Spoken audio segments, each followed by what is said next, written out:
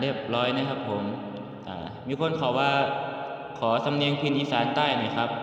อ๋อได้ครับผม